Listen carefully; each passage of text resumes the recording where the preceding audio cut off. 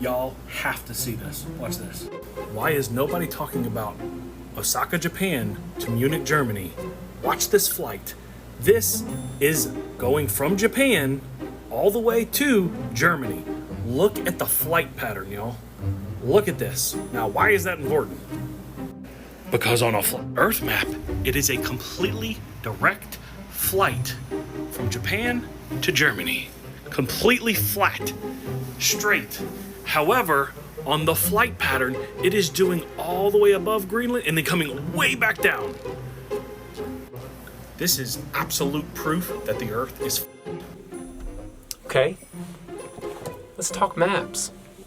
I actually think that this is a point worth addressing because even if you're positive that you live on a spherical planet, it is a bit confusing and difficult to understand this argument if you don't have some context regarding the making of maps.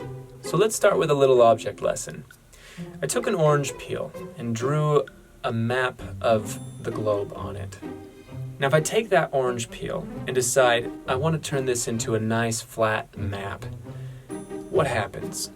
I try to stretch it out, try to flatten it, and the orange, which can't actually stretch, starts to break and tear.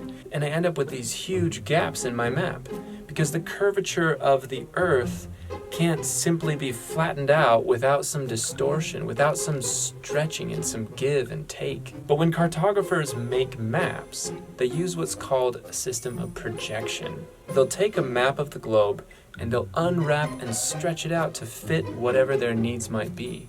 There are tons of different ways you can project a map. Let's find out how many there are. How many different projections are there for maps of the Earth?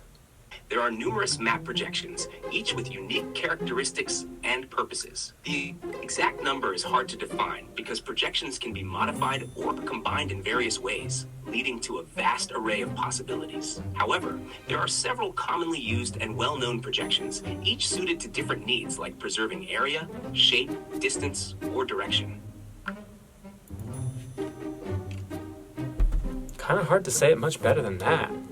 So you have this flight that takes off from Japan and it heads up to the east a bit, I think because politics, in between Russia and Alaska, and then it crosses west of Greenland until it goes over the North Pole, then I guess technically it's east of Greenland, and it comes back down the other side to land in Germany. It's actually a very straight path, all things considered. It's just going across the top of the globe. But when you unfold that map and stretch it out, you end up with this giant parabola that heads off the edge and comes back down later. It's just distortion. It's like taking a picture of yourself with a fisheye lens.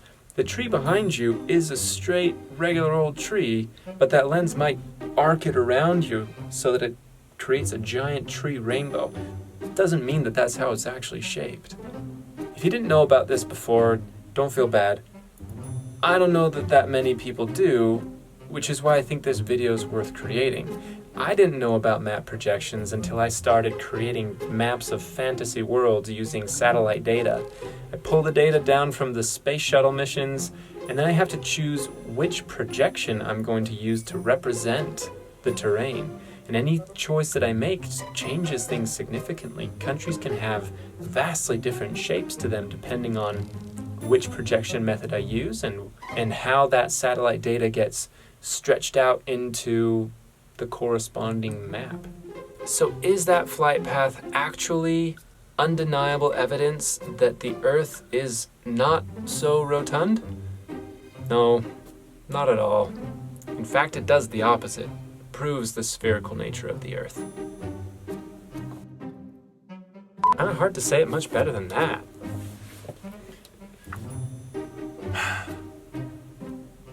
I'm glad to hear that the explanation met your expectations. If you have... Well, that was awesome. Yeah, that's one for the bloopers. You have a flight taking off from... Was it Washington, D.C.? It's probably going to be enough content.